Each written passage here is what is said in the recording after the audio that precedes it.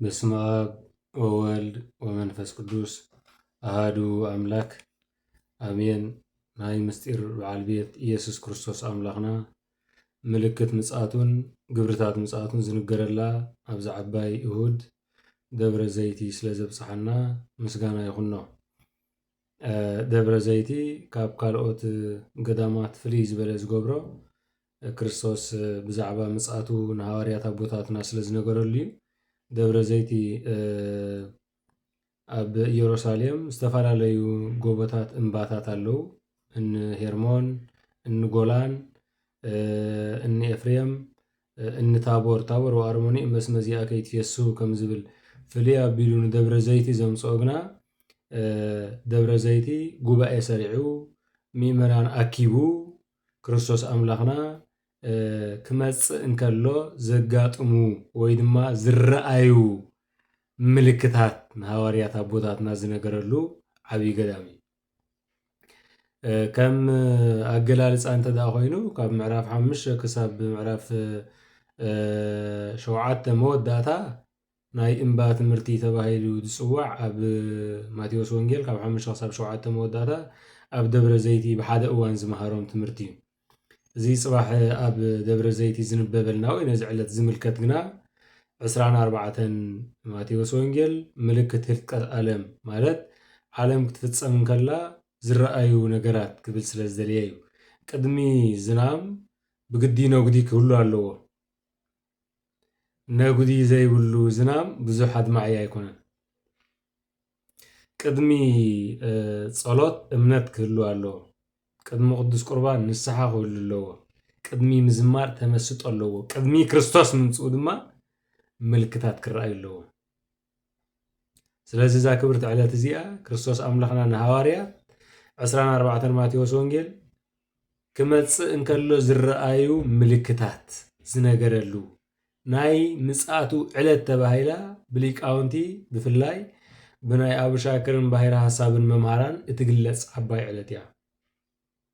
ደብረ ዘይቲ ክመጸላ ይኽእል እዩ ተባሂላ ካብ እትቕመር ዕለት እያ። ስለምንታይ እዛ ዕለት እዚኣ እንድሕር ደኣ ቤተ ክህነት ነስተውዕል ሃሊና ካብ ኩለን ሰናብቲ ንኣብይ ጾም ተወሳኺ ዘላታ ብዘይካ ሆሳዕና ዑደቱ ትንሣኤኡ ደብረ ዘይቲ ጥራይ እያ። ካብ ዝወረደ ቅድስቲ መጻጉዕ ምክራብ መጻጉዕ እናበልና ክንመጽእ ቀኒና ደብረ ዘይቲ በይና እያ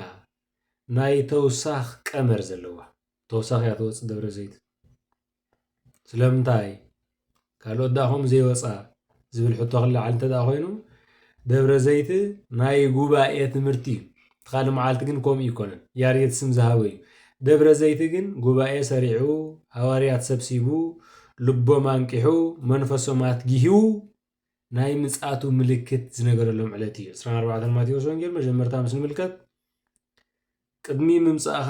እንታይ ምልክት ክኸውን እዩ፣ ዓለም ቅድሚ ምሕላፋ እንታይ ክንዕዘብ ኢና ኢሉ ካብቲ ብዙሕ ዝነገሮም ጎይታ ሽዑ ዝቆሙ መንግስትታት ዝበልዎ ዘይደግሙ በየሃገሩ ኩናትን ነውፅን ይኸውን፣ ጥሜት፣ ረሃብ፣ ጦርነት ይበዝሕ ዘለናዮ ዓለም ማለት እዩ። ኣብ ዓለምና 195 ሃገራት ኣለዋ፣ ሰላም ኣለዋ ትበሃል ስሚቲ ሃገር የላ። እዚ ከዓ እቲ ክርስቶስ ዝበሎ ቃሉ ምእንቲ ክፍጸም እዩ። ንሕና ኸ እንታይ ኢና? እንታይ ውፅኢትና ካብዚ? ክርስቶስ ክመጽእ እዩ። እግዚኣብሔር ሰጋሃደ ይመጽእ ኣምላክነ ያረምም እሳት ይነድድ ቅድሚሁ እናበልና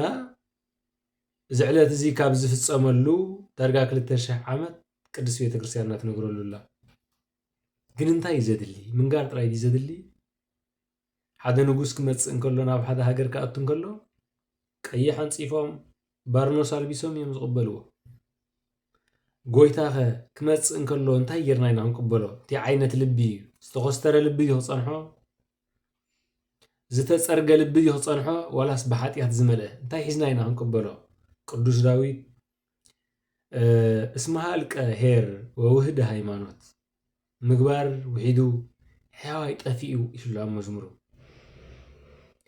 ነዚኣ መልኪቶም ብዙሓት ቅዱሳን ኣቦታትና ክርስቶስ ምስ መጸስ ሰብ ክረክብ ድዩ ብኣምልኾተ እግዚኣብሔር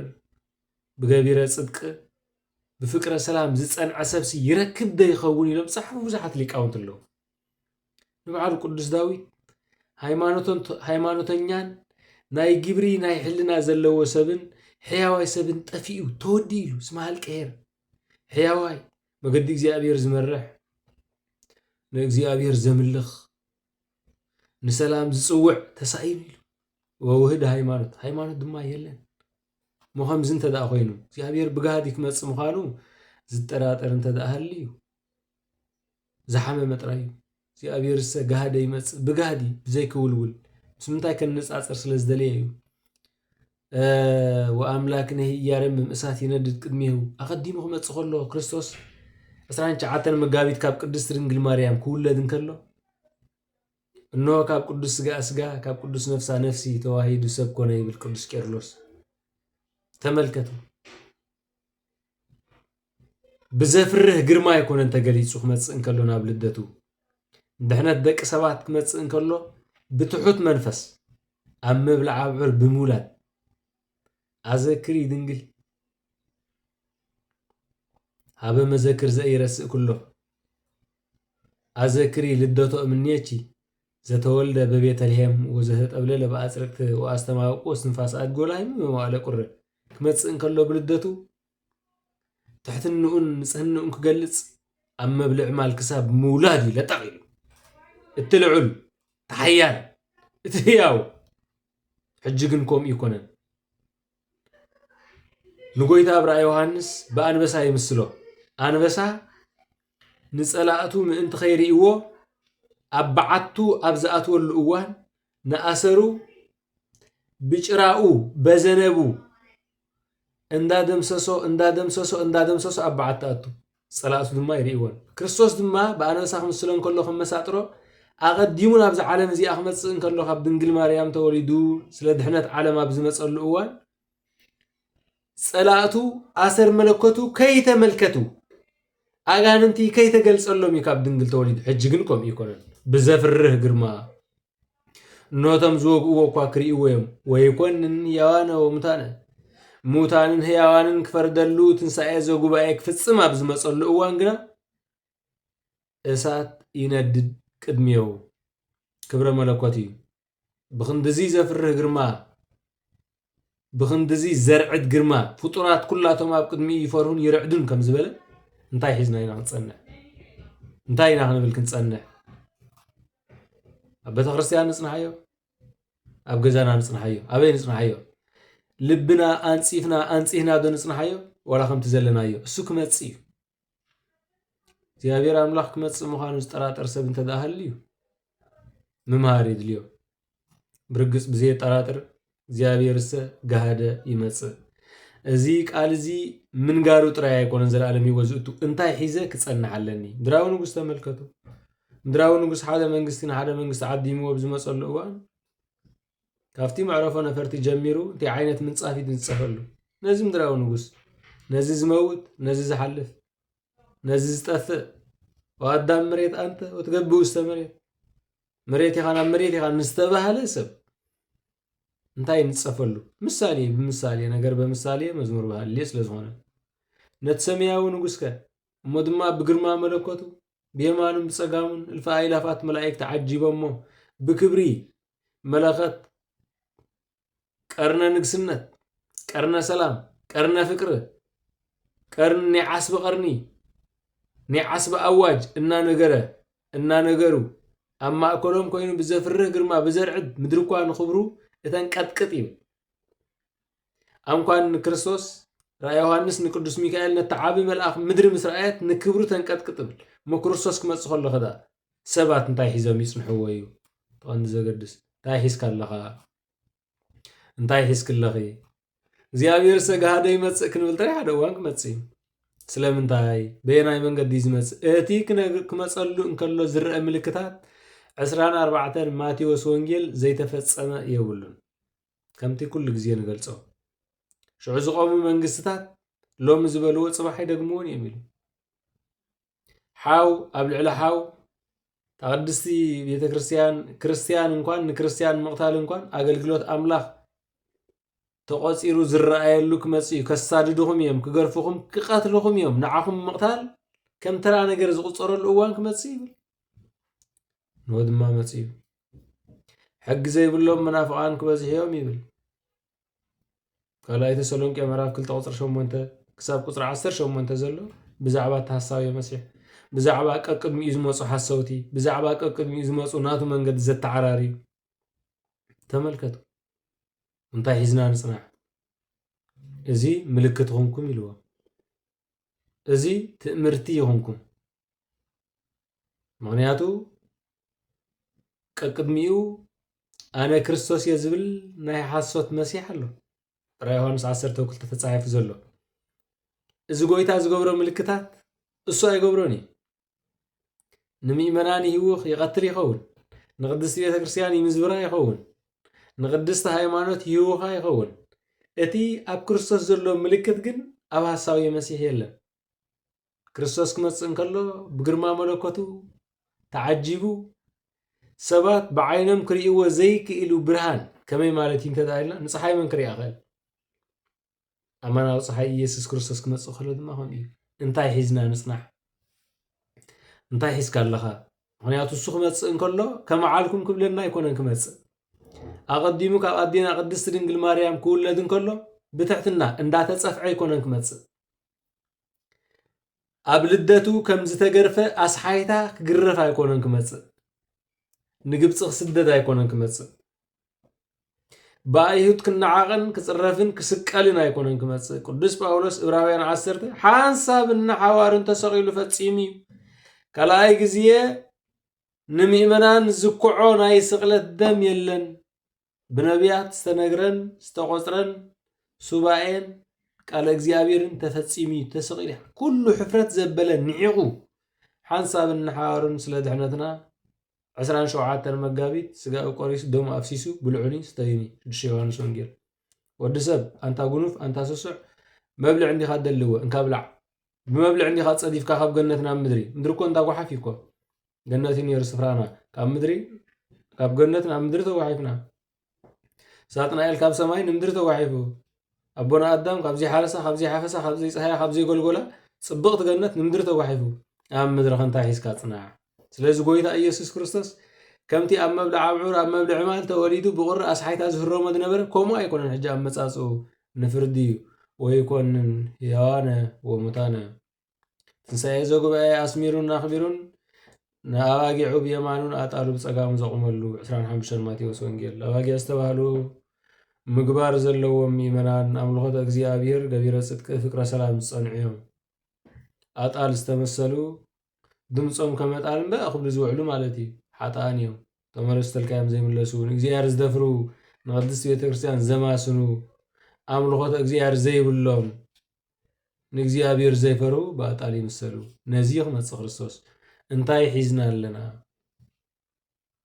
نسوخ متسيو متس انكلو جن تحستخ انتايو كمتي نمدراو نغوس نحدا غاشخ متسكاكو غزاخا كوستير كان انصيف كان تصنحو እግዚአብሔር ክመጽእ እንከለኸ ዝተነጽፈን ዝተኸስተረን ልቢ ኣይድልየን ዶ የድልየን እምበር ካብዚ ተበጊሶም እዮም ቅዱሳን እግዚአብሔር ክመጽእ እንከሎስ ንምዃኑ ሰብ ክረክብ ድዩ ኣማንስ ክረክብ ድዩ እስመ ሃልቀሄር ወውህድ ሃይማኖት ማለት ምግባር ማለት እዩ ሃይመነ ኣመነ ምግባር ተወዲኡ ምግባር ዝየለ ኮይኑ ሕያወት ጠፊኦም ለዚ ሰብ ክረክብ ድዩ እንታይ ሒዙ ይኸይድ ሚእመናን ሒዙ ክኸይድ ምምጽኡ ክስቀል ኣይኮነን ግረፍ ኣይኮነን ብኣይሁድ ክነዓቕን ክጽላእን ኣይኮነን እንታይ ደኣ ስልጣኑ ዘርእየሉ ንዝኣመኑ ዕረፍቲ ዝህብ ንዝኸሓድዎ ድማ ቅፅዓት ክህብ ይኽመጽእ ስለዚ ተፍርህን ዓባይ መዓልትን ተባሂላ ዝተገልጸት ራእይ ዮሐንስ እዚኣ እዛ መዓልቲ ከይመጸት እንታይ ሒዝካ ኣለኻ ንስጋኻ ጥራይ ዶ ትሰርሕ ኣለኻ ወላስ ንነፍስኻ እንታይ ሒዝክለኺ ቅዱስ ጳውሎስ ኣብ ቀዳማይ ቆሮንቶስ ምዕራፍ 2 ብዛዕባ ሕንኪ ደቂ ኣንስትዮ ተዛሪቡ ኣሎ እንታይ ሒዝክለኺ ጥራሕ ዕራቅ ክደለኺ ዋላስ ብምግባር ዕራቅ ክተሸፊንኪ ዋላስ ብምግባር ንኣምላኽ ክሕጒስኪ እንታይ ሒዝክለኺ ሓቀኛ እምነት ዶ ፀጉሪ ኣጋንንቲ ሓቀኛ እምነት ዶ ምስሊ እግዚአብሔር ዝፈጠረክ ምስሊ እቲ እግዚአብሔር ዝፈጠረልኪ ግርማ ዶ ሒዝክለኺ ዋላስ ኮንትነት እንታይ ሒዝና ኣለና እዩ ታተፍርህን ዓባይን መዓልቲ ከይመፀት ተዳሊና ክንፀንሕ ኣለና እምበኣር ደብረ ዘይቲ ካብቲ ብዙሕ ብውሕድ ምስጢራቱ እዚ እዩ ናይ ምምፅኡ ዝነገረሉ ምልክት ክርስቶስ ናይ ምምፃእ ምልክት ዝነገረሉ ኢልና ጥራይ ኣይኮንና ንሓልፎ እዚ ደኣ ሰሚዕናዮ ንፈልጦ እንዲና መኽመፅእ ተኾይኑ እንታይ ሒዝና ንፅንሓየ ኣብ ልብና እንታይ ኣሎ ንኽቡር ጋሻኻ እኳ ንፂፍካን ደስ ኣቢልካን እትፅበዮ እግዚኣብሔር ንኣዳም ክፈጥሮ እንከሎ ስለምንታይ ድዩ መፈፀምታ ፈጢርዎ መወዳእታ ፈጢርዎ ሰንበት ሰኒ ሰሉስ ረቡዕ ሓሙስ ዓርቢ 6 መዓልቲ ሰሪሑ ፈጢሩ ንኣዳም መወዳእታ ፈጢርዎ ብግብሩ እንዲ ደኣ ፈጢርዎ ስለምንታይ እንተተባሃለ ምድሪ ሽልምትን ግርምትን ኮይና ክትፀንሖ ምእንቲ ከም ክቡር ጋሻኻ ኩሉ ቀሪብካ ትፀንሖ ኩሉ ቀሪቡ ኩሉ ኣዳልዩ ንኣዳም ፈጢርዎ ሞስኻ ኸ እንታይ ሒዝካ ክትፀንሖ ኢኻ እስኻ ኸ ተሸሊምካ ብምግባር ተሸሊምካ ብቅዱስ ቁርባን ተሃቲምካ ብንስሓት ሓፂብካ ዲኻ ትፀንሖ ከይንዕሹ እታ መዓልቲ ብግዲ ክትመፅእ እያ ካብዚ ሎሚ ጀሚርና ናይ ነፍሲ ግብሪ ኣዋህሊልናን ተኣማሚናን ብንስሓት ሓፂብና ብቁርባን ተሸሊምና ክንፀንሖ ኣለና ሎሚ ናይ ዓለም ጫውጫው ክኸቢ ይኽእል እዩ ናይ ዓለም ጫውጫው ክርብሸና ይኽእል እዩ እዚ ግን እግዚኣብሔር ይዓግቶን እዩ ወዲ ሰብ ክፀድቕ እንተደኣ ኮይኑ ብግብሪ ይጸድቕ ወይ ፈድዮ ለኩሉ በከመ ምግባሩ ንኩሉ ከከም ግብሩ ከከም ስርሑ ክፈድዮ እዩ ከም ዝብል እንታይ ይገብር ኣለኹ እንታይ ይሰርሕ ኣለኹ ደድሕሪ ዝዓወቱ እየተኸይድ ኣለኹ ዋላስ ክብሪ እግዚኣብሔር ኣለኹ እንስሓ ድየ ዘለኹ እፈርድ ኣለኹ ንስጋይ ድየ ሆሆ ኢለ ሰባት ዘኽፍእ ዘለኹ ንነፍሰይ እየ ዝሰርሕ ዘለኹ ኢሉ ኩሉ ሰብ ክሓስብ ይግብኦ እዩ ወስብሐት ለእግዚአብሔር ስለ ቃሉ ክብርን እግዚኣብሔር ንዘለኣለም ይኹኖ ኣብ ምምፃኡ ኩላትና ከምቲ እሱ ዝደልዮም ሰባት ተዳሊናን ተሓፂብናን ክንፀንሖ እግዚኣብሔር ይሓግዘና ወስብሐት ለእግዚአብሔር ለወላዲቱ ድንግል ወለመስቀሉ ክቡር ይዝከረን ወትረ በኩሉ ግዜ በኩሉ ሰዓት